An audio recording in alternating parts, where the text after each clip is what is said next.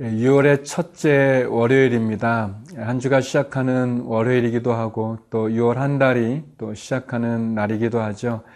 하나님께서는 우리의 삶 가운데 도움을 주는 사람도 보내주시고 또 가시같이 우리를 힘들게 하는 분들도 만나게 하십니다.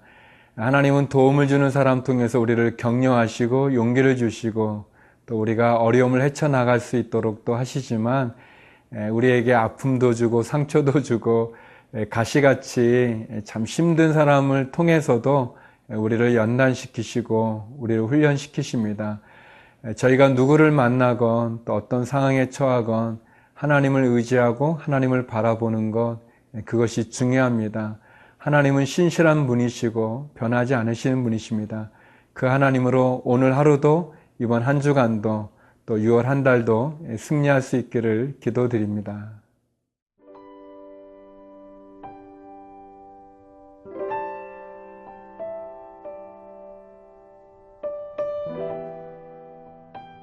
사무엘하 16장 15절에서 23절 말씀입니다.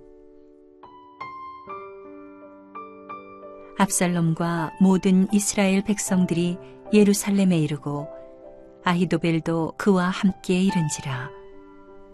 다윗의 친구 아렉 사람 후세가 압살롬에게 나갈 때에 그에게 말하기를 왕이여 만세, 왕이여 만세 하니 압살롬이 후세에게 이르되 이것이 네가 친구를 후대하는 것이냐, 네가 어찌하여 네 친구와 함께 가지 아니하였느냐 하니 후세가 압살롬에게 이르되 그렇지 아니하니이다. 내가 여호와와 이 백성 모든 이스라엘의 택한 자에게 속하여 그와 함께 있을 것이니이다. 또 내가 이제 누구를 섬기리이까? 그의 아들이 아니니이까? 내가 전에 왕의 아버지를 섬긴 것 같이 왕을 섬기리이다 하니라. 압살롬이 아히도벨에게 이르되 너는 어떻게 행할 계략을 우리에게 가르치라 하니 아히도벨이 압살롬에게 이르되 왕의 아버지가 남겨두어 왕궁을 지키게 한 후궁들과 더불어 동침하소서. 그리하면 왕께서 왕의 아버지가 미워하는 바 됨을 온 이스라엘이 들으리니 왕과 함께 있는 모든 사람의 힘이 더욱 강하여지리이다 하니라. 이에 사람들이 압살롬을 위하여 옥상에 장막을 치니 압살롬이 온 이스라엘 무리의 눈앞에서 그 아버지의 후궁들과 더불어 동침하니라. 그때에 아히도벨이 베푸는 계략은 사람이 하나님께 물어서 받은 말씀과 같은 것이라. 아히도벨의 모든 계략은 다윗에게나 압살롬에게나 그와 같이 여겨졌더라. 드디어 압살롬과 그를 따르는 무리들은 이제 예루살렘으로 입성을 하게 됩니다. 거기에는 다윗의 충직스럽고 또 오랜 기간 또 참모를 했던 모략가인 아히도벨도 합류하게 되죠.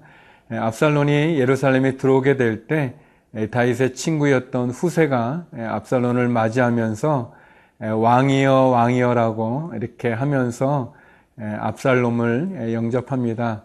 압살롬은 후세가 다윗의 친한 친구였고 또 다윗 왕과 가까운 사이인 것을 누구보다 알기 때문에 경계하죠. 경계하지만 그러나 후세는 압살롬을 높이 치켜 세우고 또 그에게 왕이라고 계속 말하면서 이제 내가 누구를 섬기겠는가라고 얘기하면서 압살롬의 한심을 사게 됩니다.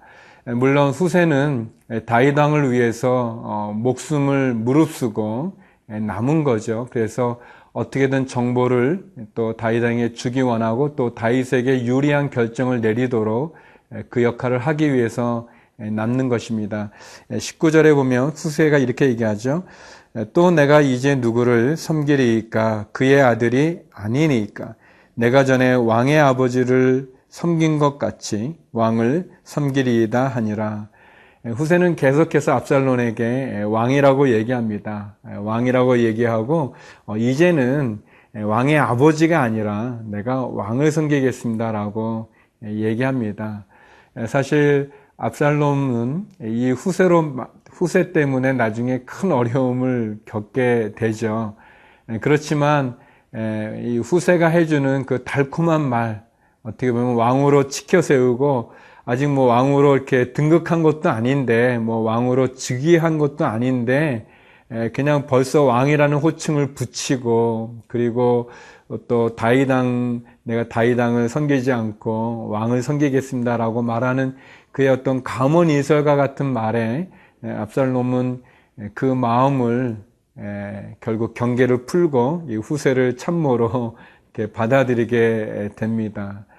후세는 굉장히 용기를 가진 사람이죠. 다윗왕을 왕해서 위험을 무릅쓰고 이 일을 하는 것인데, 하나님께서는 이렇게 다윗왕을 통해서 다윗에게 후세를 통해서 이렇게 도움을 주는 사람들을 만들어 놓으시고 또 예비해 주셨습니다.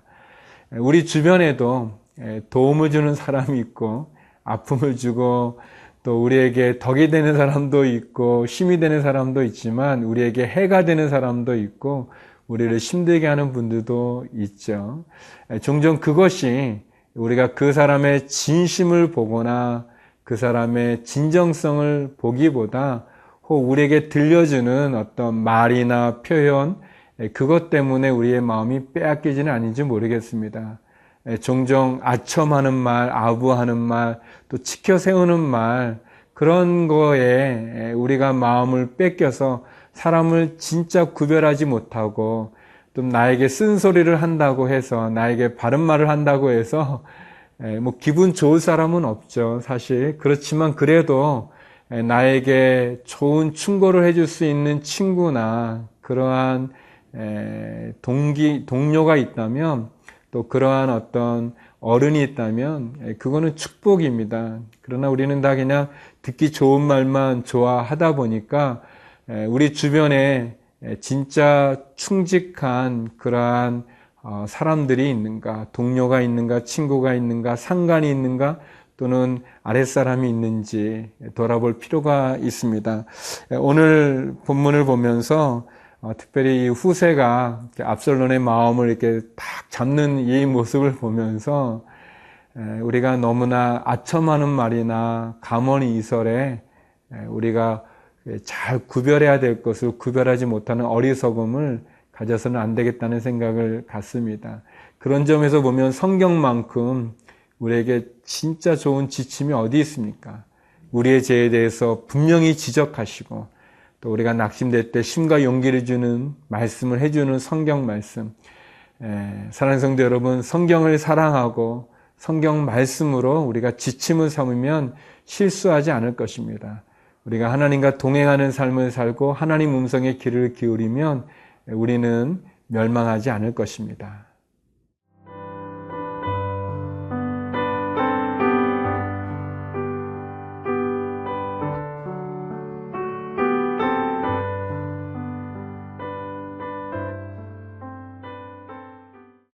다윗 왕을 위해서 이렇게 목숨을 바치면서, 사실 굉장히 위험한 일이죠. 위험한 상황인데 그래도 다윗 왕을 위해서 이렇게 충성을 바치는 후세의 모습을 보면서 과연 이렇게 나를 위해서 이렇게 목숨을 걸 정도까지 뭐 그 정도는 아니더라도 나와 함께 할 수 있는 그런 동료가 있는가, 또 그런 친구가 있는가, 또 그런 상관이 있고 또 그런 어떻게 보면 부하와 같은 그런 사람들이 있는가 이렇게 돌아보게 됩니다. 이 후세의 이런 충성스러운 모습과는 반대로 아히도벨이라는 인물은 다윗에게 사랑을 받았던 사람이고 또 다윗이 하나님의 뜻을 물었던 그러한 인물임에도 불구하고 그는 상황이 이제 다윗 왕에서 압살롬으로 옮겨지는 것을 보고는 다윗 왕을 배신하죠. 배반합니다. 정확히 아히도벨이 왜 다윗을 배신하고 압살롬에게 갔는지는 정확히 나와 있지는 않지만 추측하기로는 압살롬에게 기울어진 백성들의 마음과 또 이제 이 젊은 압살롬 떠오르는 별 아니겠습니까? 다윗은 이제 나이도 많고 지는 별이고 그런 것으로 이 아히도벨의 배반과 배신의 모습을 볼 수 있습니다. 또 특별히 그가 압살롬에게 주는 이 계책이라는 것이, 계략이라는 것, 전략이라는 것이 얼마나 악한지 모르겠습니다. 21절 말씀인데요. 아히도벨이 압살롬에게 이르되 왕의 아버지가 남겨두어 왕궁을 지키게 한 후궁들과 더불어 동침하소서. 그리하면 왕께서 왕의 아버지가 미워하는 바됨을 온 이스라엘이 들으리니 왕과 함께 있는 모든 사람의 힘이 더욱 강하여지리이다 하니라. 아히도벨이 내놓는 계략이 뭐냐면 다윗 왕의 후궁들과 이 성 위에서, 그러니까 모든 사람이 볼 수 있는 그곳에서 동침하라는 것입니다. 너무나 끔찍한 거죠. 자식으로서 할 수 없는, 자식으로 아버지의 여인들을 건드리는 그러한 죄죠. 이건 악한 일이죠. 근데 그런 계략을 내놓습니다.